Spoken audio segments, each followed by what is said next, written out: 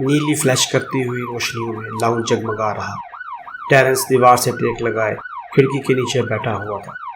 جب اس نے ریوالور اپنے منہ میں رکھا تو ریوالور کے اسٹیل کی ٹھنڈ اسے اپنے دانتوں میں محسوس ہونے لگی۔ سائرن کی آوازیں بڑھتی جا رہی تھیں۔ ٹیرنس نے آنسوں سے تر اپنی آنکھیں بند کر لیں۔ ٹیرنس مکلسکی کوئی برا آدمی نہیں تھا۔ حالات نے اس کا مقدر ہی کچھ ایسا لکھا تھا۔ اس نے ریوالور کے ٹریگر پر اپنی انگلی کا دباؤ بڑھایا تو اس کی پوری زندگی اس کی نگاہوں کے سامنے سے گزرنے لگی۔ اس کی غیر اہم اور رکت امیز زندگی۔ وہ ہمیشہ سے ایک ہی چیز کا خواہاں تھا، وہ اپنی شناخت چاہتا تھا، اس کے سوا کچھ نہیں۔ اس نے اپنی آنکھیں کھول لی اور کمپیوٹر کی جانب دیکھنے لگا۔ اس کا تازہ ترین ناول کمپیوٹر کی اسکرین کے ذمہ بنا ہوا، تازہ ترین اور بے حیثیت ناول۔ لگاتار شدید محنت سے بھرپور وہ شب و روز، وہ شدید ذہنی تناؤ، غصے اور جھنجھلاہٹ کی کیفیت۔ لیکن کس کے لیے؟ ٹیرنس اب تک 12 ناول لکھ چکا تھا۔ ان میں سے ہر ایک ناول مکمل کرنے کے بعد وہ خود کو یقین دلاتا تھا کہ اس نے ایک بیسٹ سیلر ناول لکھا ہے، لیکن ہر مرتبہ اس کا ناول مسترد ہو جاتا تھا۔ یکے بعد دیگرے رد کیے جانے کا یہ سلسلہ جاری رہا۔ ان لٹریری ایجنٹس کو کیا پتا، شاید انہوں نے اس کے ناولز کو پڑھنے کی زحمت بھی گوارا نہ کی ہو۔ اس کی تحریروں کو فضول اور نکارہ سمجھا گیا ہوگا، جیسے کہ ٹیرنس خود تھا، فراموش کیا ہوا اور مسترد کردہ۔ یہ خیال ہر وقت اس کے ذہن پہ مسلط رہتا تھا کہ ایک بیسٹ سیلر ناول نگار کی حیثیت سے اس کی شناخت بن جائے، ناول نگاری اس کی پہچان بن جائے۔ اس کی اسی ذہنی اثر زدگی کی بنا پر اس کی بیوی کرسٹائن اسے چھوڑ کر چلی گئی تھی۔ تم اپنی فیملی سے زیادہ اپنی تحریروں کے بارے میں سوچتے رہتے ہو۔ تمہیں اپنی فیملی، اپنی بیوی بچوں کی قطعی پرواہ نہیں۔ وہ اس پر مسلسل طنز و ملامت کرتی رہتی تھی۔ شاید وہ اپنی جگہ درست تھی۔ ٹیرنس نے برسوں سے خود کو اپنی فیملی سے جدا کیا ہوا تھا۔ لکھنا پڑھنا ہی اس کا اوڑھنا بچھونا بن چکا تھا، اور اس کی بیوی اس کے لیے کبھی نہ ختم ہونے والے کافی کے کپ اور سمیک تیار کرتی رہتی۔ جہاں تک اس کے بچوں سارا اور پال کا تعلق تھا تو وہ ہمیشہ پیسے دے کر انہیں ٹال دیا کرتا تھا تاکہ وہ اس کی تصوراتی دنیا میں مخل نہ ہونے پائے۔ اور اب وہ بالکل تنہا رہ گیا۔ اس نے پائیدان پہ پڑے ہوئے خط کی جانب دیکھا۔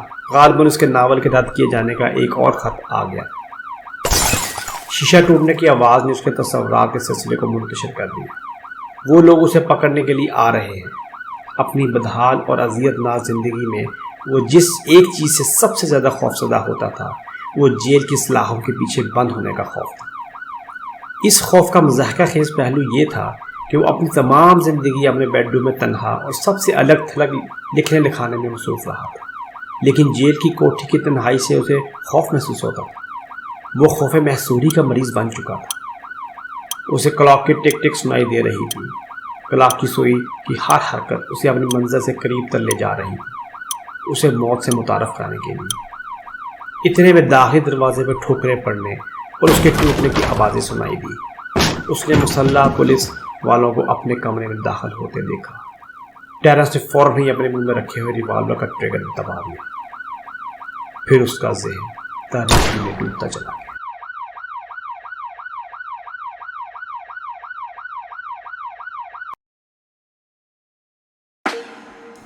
ایک روز قبل ٹیرنس دی پلازا نامی ریسٹورانٹ کے سائے میں کھڑا تھا۔ ہلکی بارش ہو رہی تھی، لیکن وہ موسم کے اس کیفیت سے قطعی بے نیاز تھا۔ اس کے منتشر ذہن پر بس ایک ہی دھن سوار تھی، جیمز نولان سے ملاقات۔ اس نے جیمز نولان اور اس کے ہمراہ ایک اور شخص کو ریسٹورانٹ میں داخل ہوتے ہوئے دیکھا۔ ٹیرنس نے رومال سے اپنے چہرے کو خشک کیا تو اس کے ہاتھ کپ کپا رہے تھے۔ وہ اطمینان سے چلتا ہوا ریسٹورانٹ میں داخل ہوا۔ کسی نے اس پر توجہ نہ دی۔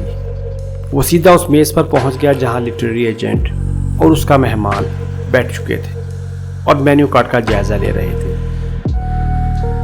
ریسٹورانٹ کی روشنی میں جیمز نولان کے چہرے کے نقوش نمایاں دکھائی دے رہے تھے۔ اس کی نظریں ٹیرنس پہ جمی ہوئی تھی جو اس کی میز کے پاس ان کھڑا ہوا تھا۔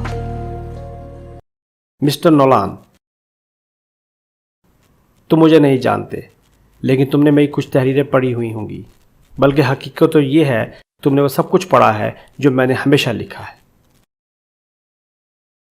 एक्सक्यूज मी, अगर तुम मुझसे मुलाकात करना चाहते हो तो मुझसे अपॉइंटमेंट लो जैसा कि हर कोई लेता है। मिस्टर नोलान, मैं नहायत इज्जो एहतराम के साथ ये बावर करा दूं कि मैंने सिर्फ एक मरतबा नहीं बल्कि कई मरतबा तुमसे अपॉइंटमेंट लेने की कोशिश की, लेकिन तुम्हारी चापलूस सेक्रेटरी ने हर मरतबा मुझे धोखा दे दिया। टेरेंस की बुलंद आवाज़ पर रेस्टोरेंट में मौजूद दीगर ग्राहकों ने अपनी तवज्जो उनकी मेज़ की जानब मबसूल कर ली। नोलान उनकी जानब देखकर माज़ ख्वाना अंदाज में मुस्कुरा दिया। तुमने क्या बताया? तुम्हारा नाम क्या है? मैंने नाम नहीं बताया, लेकिन नाम टेरेंस मैक्लॉस्की है।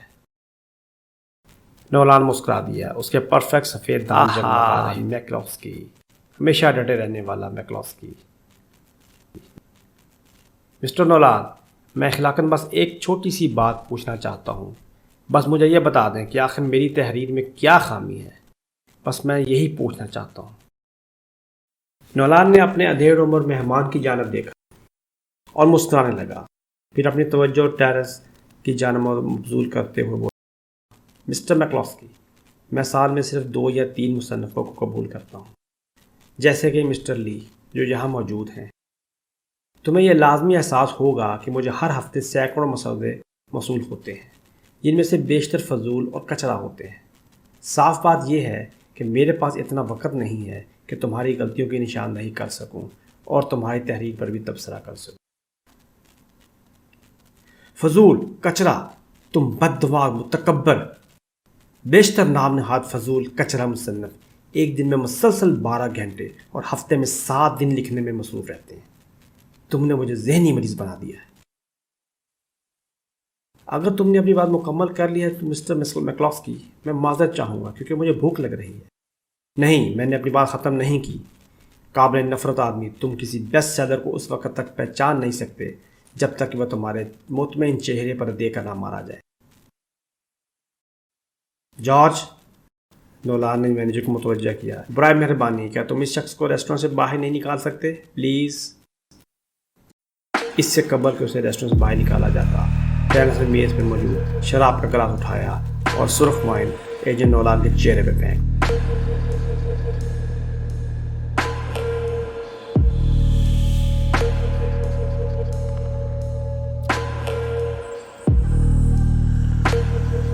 टेरेंस रेस्टोरेंट के बाहर अपनी कार में बैठा इंतज़ार कर रहा था। उसकी दहकती आंखें कार के विंडस्क्रीन के वाइपर्स पर जमी हुई थी, जो अपने मखसूस अंदाज में हरकत कर रहे थे और बारिश के कतरों को विंडस्क्रीन पर रहने नहीं दे रहे थे।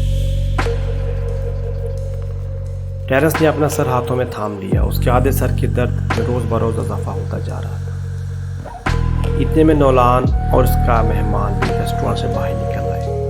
अपनी BMW में सवार होने से कबल नोलान ने अपने मेहमान से अलविदाई मुसाफिर किया और उसे रुखसत करने के बाद उसने अपनी कार भी आगे बढ़ा दी।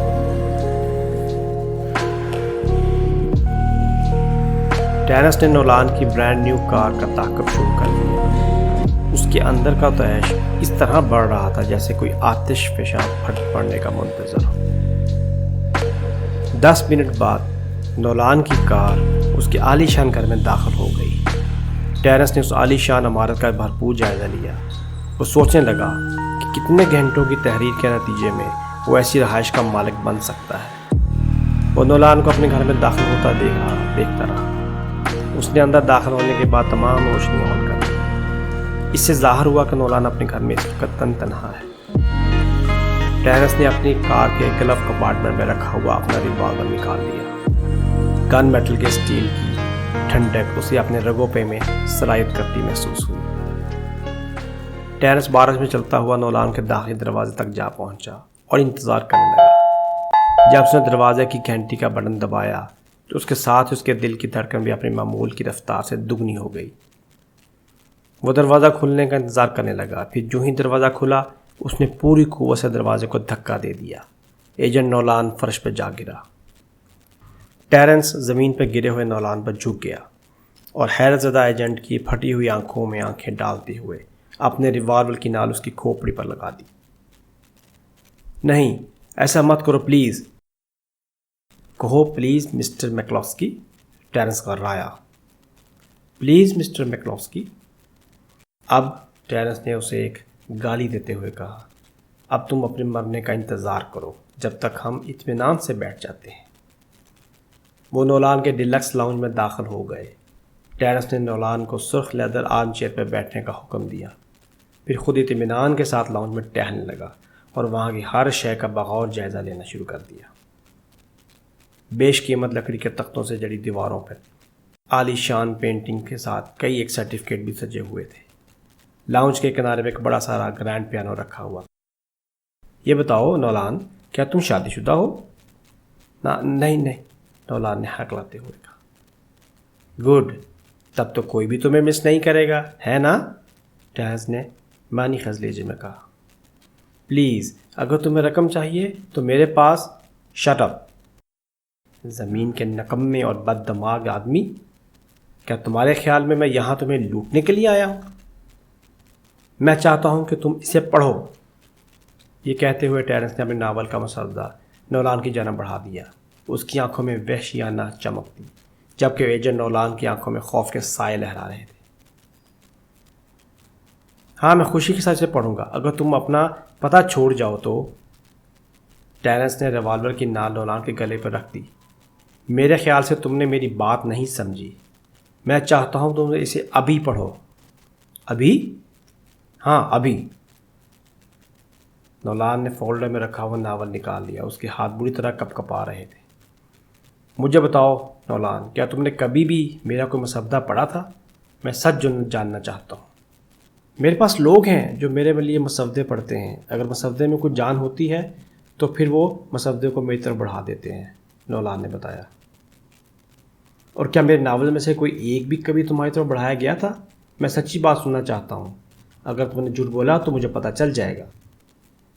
نو، آئی ایم سوری، میں نے ان میں کبھی کوئی نہیں پڑھا۔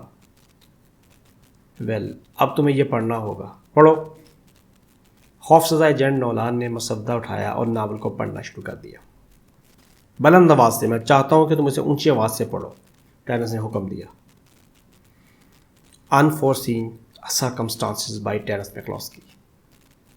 نولان صبح تک ناول کو مسلسل بلند آواز سے پڑھتا رہا۔ ٹیرنس اس کے مقابل بیٹھا ناول سن رہا تھا اور وہ ہر لفظ، ہر جملے کا بھرپور لطف اٹھا رہا تھا۔ بالآخر وہ ناول کے آخری باب پر آ گیا۔ اس وقت صبح کے 7:15 بج رہے تھے۔ آخری باب مکمل کرنے کے بعد ایجنٹ نولان نے سر اوپر اٹھایا تو اس کی آنکھوں میں آنسو تھے۔ مسٹر میکلوسکی، بلا شبہ یہ ایک آؤٹ اسٹینڈنگ ناول ہے۔ میں نے اپنی پوری زندگی میں اس سے زیادہ دلچسپ اور پراسرار ناول کبھی نہیں پڑھا۔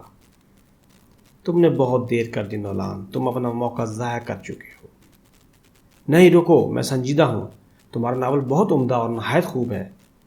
آؤ ہم اس واقعے کو یکسر فراموش کر دیتے ہیں کہ یہ کبھی پیش نہیں آیا تھا، اور میں تمہارا یہ ناول شائع کرا دوں گا۔ ہمارے ہاتھوں میں ایک بیسٹ سیلر ہے مسٹر میکلوسکی۔ ہمارے؟ سوری نولان، غلط رسپانس ہے۔ ٹیرنس نے اطمینان سے نولان کی پیشانی میں گولی کو داخل کیا۔ وہ لیدر کی کرسی پہ بے حس و حرکت بیٹھا رہ گیا۔ نولان کی پیشانی سے خون ابل رہا تھا اور ریوالور کی نال سے دھواں۔ اس کا مطلوبہ مقصد پورا ہو چکا تھا۔ ایک لٹریری ایجنٹ نے اس کا ناول پڑھ لیا تھا، اس کے باوجود کہ اسے علم تھا کہ نولان نے ناول کے نہایت دلچسپ اور پر اثر ہونے کے بارے میں جھوٹ بولا تھا۔